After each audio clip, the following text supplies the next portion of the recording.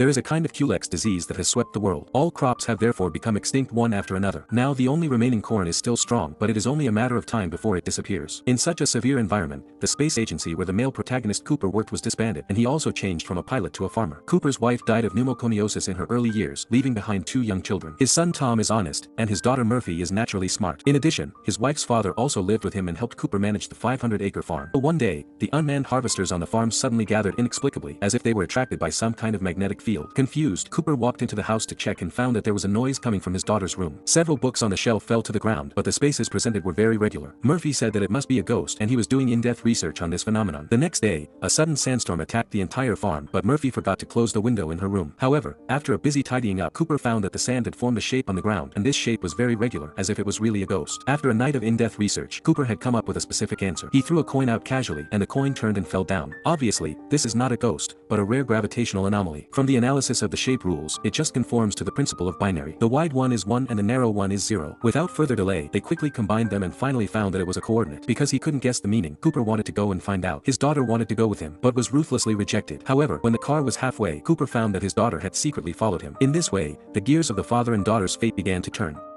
The car arrived at the destination after a long journey, but was blocked by a high wall. Cooper decided to get off the car without thinking, but unexpectedly a strong white light knocked him down, and then he lost consciousness.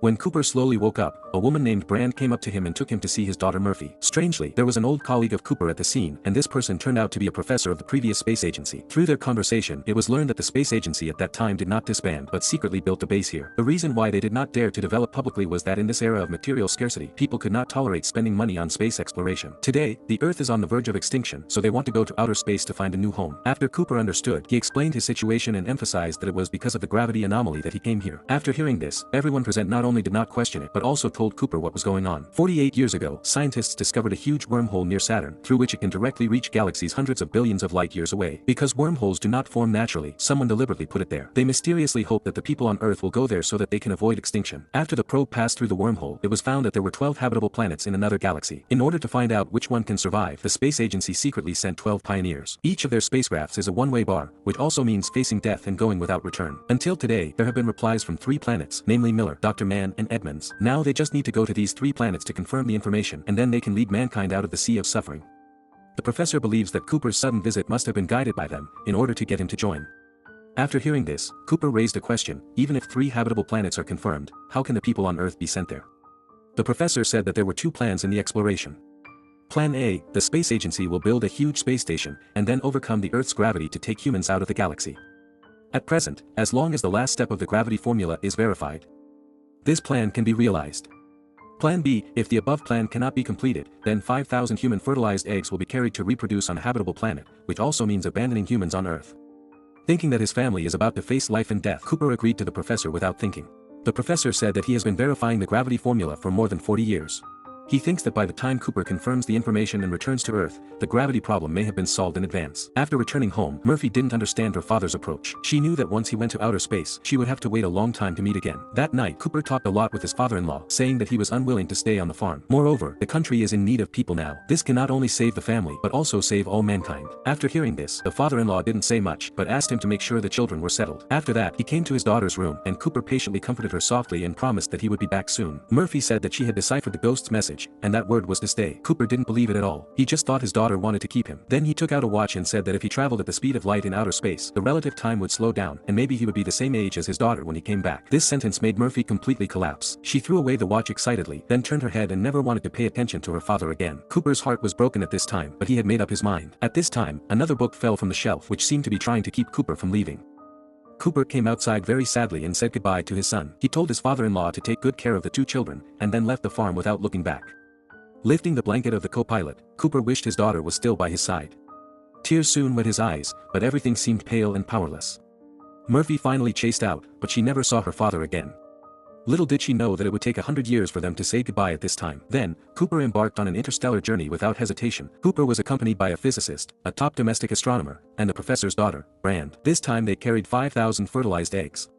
Once they arrived at a habitable planet, they would implement Plan B. Soon, the spacecraft docked perfectly with the space station named Eternity.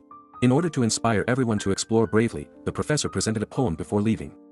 The original text of the poem was like this: "Don't walk into that cool night meekly, and passion cannot be drowned by the depressed twilight. Please roar angrily and denounce the retreat of time. This poem is a famous quote by Dylan Thomas, which means that even if you know that there is death ahead, you must move forward unswervingly. Saturn is 750 times the size of the Earth, and this faint light spot is Cooper's eternity. After more than 2 years of flight and hibernation, the 4 astronauts finally arrived near Saturn. This was the first time everyone saw a wormhole with their own eyes, but Cooper could not understand the shape in front of him. At this time, the physics doctor next to him gave the answer. Unconsciously, the Eternal flew into the wormhole, and then the brilliant galaxy appeared in front of them. At the beginning, the situation was relatively stable, but there was a violent turbulence during the flight, and the electronic equipment all failed in the next second. At this time, Brand was surprised to find that a transparent palm appeared next to her.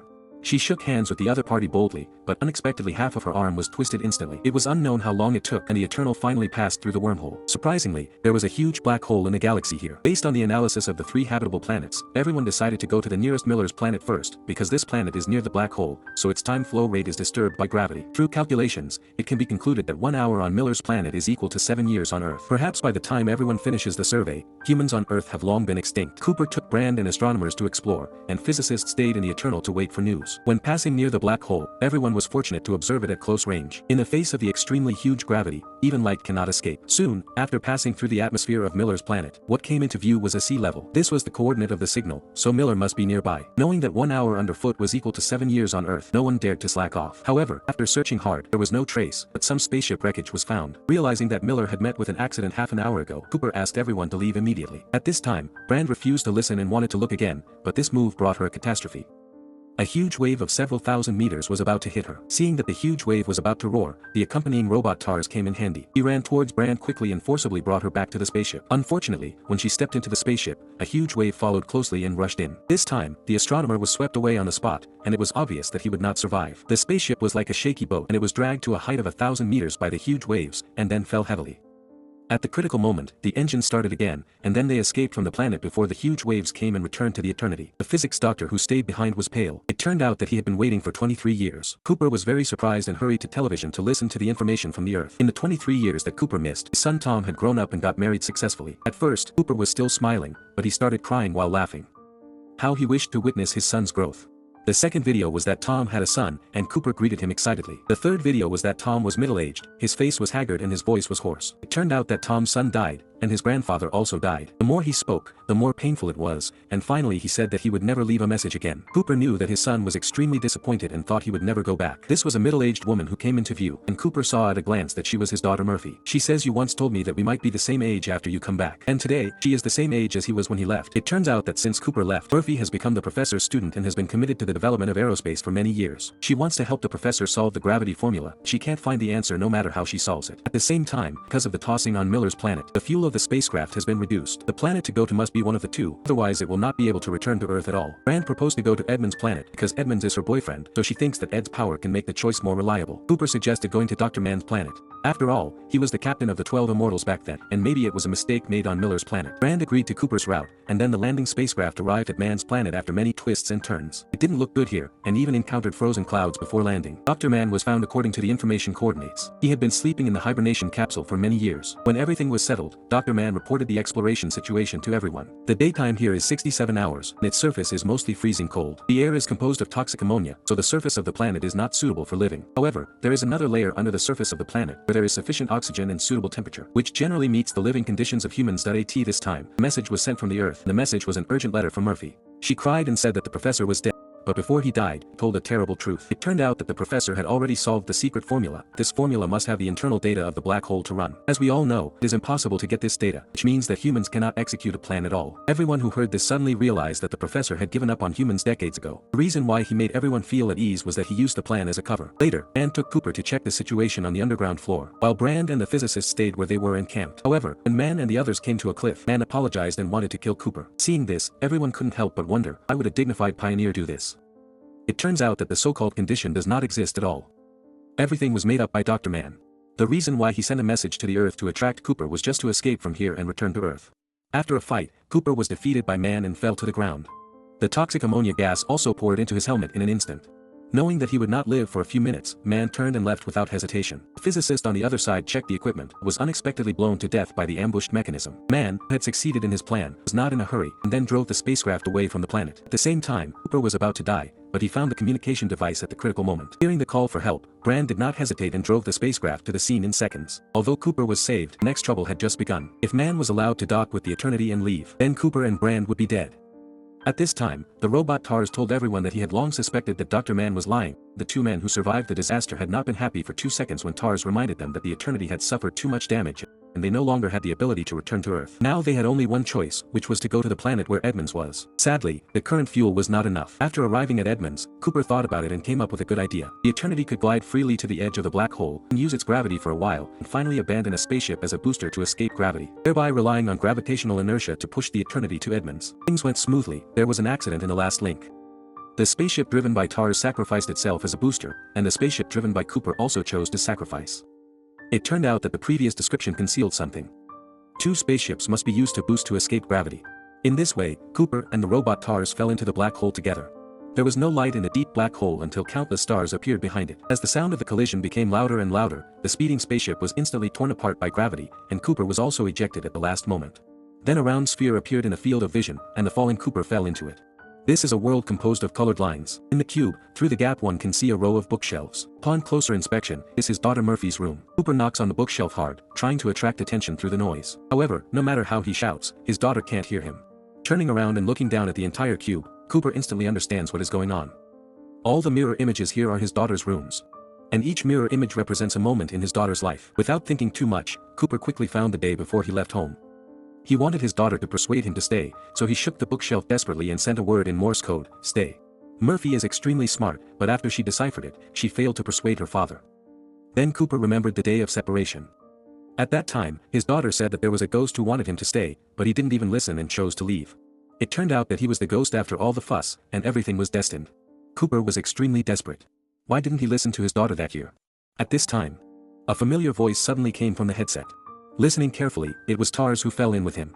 It was not dead, and it also collected the internal data of the black hole. In an instant, the chaotic Cooper suddenly had an epiphany. If there were higher-level people, would everything make sense? First, they guided humans through the wormhole, and then saved themselves and TARS in the twists and turns. The reason why they can see the concrete time now means that it was created to cater to themselves. According to their thinking orientation, the next Cooper will guide the past Cooper, and then transmit the black hole data back to the Earth, and then they can execute the professor's plan. Obviously, interstellar travel is a self-rescue for future humans. Once the past humans perish, there will be no future humans. In short, it is a perfect closed loop. Through careful observation of the surroundings, Cooper discovered that gravity is the only means of communication. It can transcend time and space. Without further ado, found the day of the sandstorm and manipulated the sand through gravity. He left coordinates to guide himself to the space agency. Thinking of the watch he left for his daughter, Cooper asked TARS to compile the black hole data into Morse code, then used the gravitational wave pointer to transmit the information. Walking into the room when she was a child, Murphy flipped through her previous notes. Who was the ghost of the year? Why did he leave a word? Somehow, Murphy felt that the ghost was behind the bookshelf. When she got the watch given by her father, she discovered a series of familiar and unfamiliar patterns. In an instant, Murphy understood that the so-called ghost was her father. Soon, Murphy succeeded. Gravitational offensive was released and the professor's plan was realized. At the same time, the cube where Cooper was located collapsed and was sent back to the wormhole of blue stone. What was puzzling was that Cooper actually saw the Eternity before and stretched out his arm to say hello. Unexpectedly, Brand on the ship also stretched out her arm. In this way, an incredible space-time contact was completed. It was unknown how long it had passed. Cooper traveled through the last light year and returned to the vicinity of Saturn. At the critical moment when the oxygen was about to run out, patrol spacecraft collapsed. When Cooper woke up, found himself in a space station called Cooper. It turned out that hundreds of years had passed on Earth. His daughter Murphy also used the gravitational offensive to save all mankind. The space station built the house for her father. Cooper finally saw his daughter Murphy again, who was no longer the little girl. Make sure to subscribe and turn on the notification to watch more videos like this. Thanks for watching.